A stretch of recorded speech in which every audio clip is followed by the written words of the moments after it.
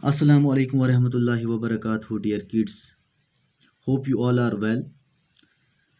This is your English teacher Tanvir sir here with you once again with a new video class. And today I am going to teach you the fourth paragraph of this lesson of Kaira's gifts.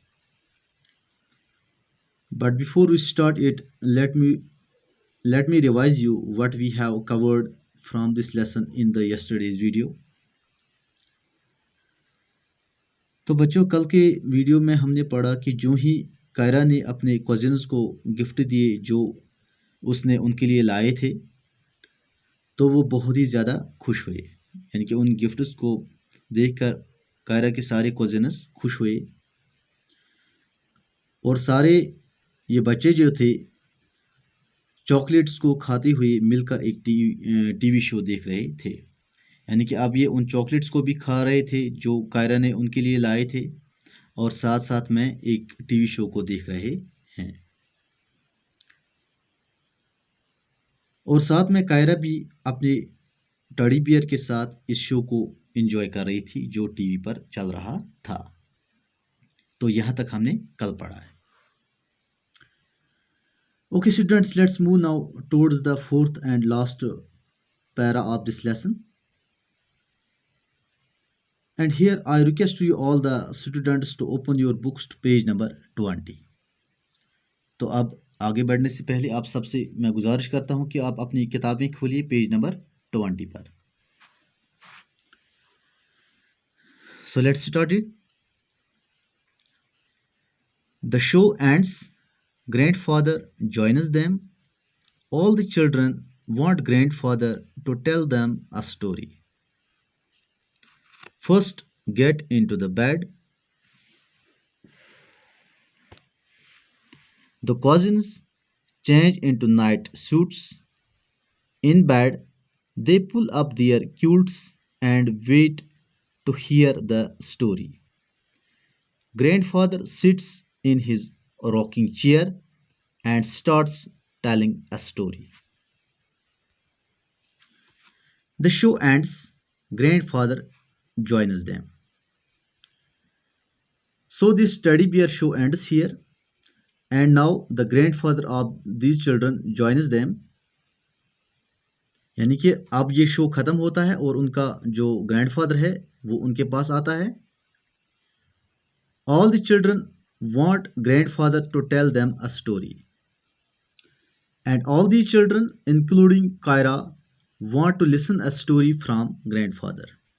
तो अब ये सारे बच्चे कायरा और उसके cousins चाहते हैं कि ये जो ग्रैंडफादर है उनको एक कहानी सुनाए शो ख़त्म होने के बाद।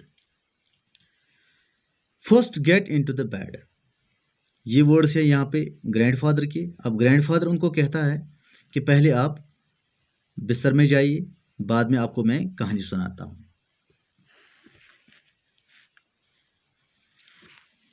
आगे देखिए, the cousins change into night suits. So the cousins wear their night dresses and go to the bed. तो अब कज़िन्स ने, जो ये बच्चे थे, उन्होंने अपने नाइट ड्रेसेस लगाए, जो कपड़े उन्होंने पहने थे उनको निकाला और नाइट ड्रेसेस लगाए और गए बेड में। ठीक है, आप ये अपने बेड में आ गए। In bed they pull their quilts and wait to hear the story. And in bed they pull up their quilts. Quilt का मतलब होता है रज़ाई, जो हम ओढ़ते हैं सोते वक्त, जो हम रज़ाई ओढ़ते हैं उसको हम क्यूल्ट कहते हैं। So all these children pulled up their quilts and are waiting now to hear a story from grandfather. तो अब इन्होंने रज़ाई को ऊपर खींचा और अब इंतज़ार कर रहे हैं कहानी का जो उनको सुनाने वाला है ग्रैंडफादर। ठीक है, grandfather sits in his rocking chair and starts telling a story. And the grandfather of this children sat down in his rocking chair, rocking chair का मतलब होता है वो कुर्सी, वो चेयर होती है जो आगे पीछे घूमती है, जैसे यहाँ पे आप देख रहे हैं। इस चेयर पे जब हम बैठते हैं तो ये आगे पीछे हो जाती है, उसको हम कहते हैं रॉकिंग चेयर। तो अब उनका ये ग्रैंडफादर जो है ये कुर्सी पर बैठा इस रॉकिंग चेयर पे and started to tell a story to these children, और अब ये इन बच्चों को कहानी सुनाना शुरू कर देता है। ठीक है, so with that this story comes to an end. तो इसके साथ ही हमारी ये स्टोरी जो ये लेसन थी अब ये ख़त्म हो जाती है। Okay, now it is time to show you the hard words from this topic. तो यहाँ पे आप देख सकते हैं ग्रैंड फादर बोलते हैं हम दादा को। अब हमारे पास दो तरह के ग्रैंड फादर होते हैं। एक होता है बाप का बाप, उसको भी हम ग्रैंड फादर कहते हैं, और माँ का बाप, उसको भी हम ग्रैंड फादर कहते हैं। तो बाप का जो बाप होता है उसको हम पैटर्नल ग्रैंडफादर कहते हैं, और जो माँ का बाप होता है उसको हम मैटरनल ग्रैंडफादर कहते हैं। ये चीज़ आप यहाँ पे याद रखना। इस तरह से है, यहाँ पे वांट होता है चाहना, स्टोरी आपको पता है कहानी होती है। ठीक है, तो इन हार्ड वर्ड्स को मैंने यहाँ पे लिखा भी है, जैसे वांट मतलब है चाहना, इसके ऊपर सेंटेंस है I want to eat an apple. इस तरह से दूसरा है क्यूल्ट, रजाई, सेंटेंस देखिए I sleep under a woollen quilt when it is cold. जब सर्दी होती है तो मैं गरम रजाई के नीचे सोता हूँ।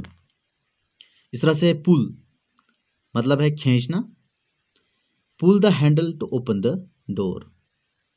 ठीक है, इस तरह से चौथा सेंटेंस है हियर, हियर का मतलब होता है सुनना, I didn't here what you said.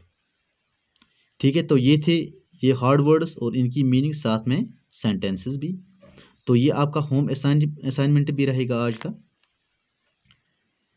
So students, note these words and sentences in your notebook and learn to make more sentences by using these words. तो इसको आप अपनी कॉपी पर लिख लेना, और साथ में इन वर्ड्स पे आप एक एक सेंटेंस और बनाना। ठीक है, okay dear, see you again in the next video. Until then, you take care. Allah Hafiz.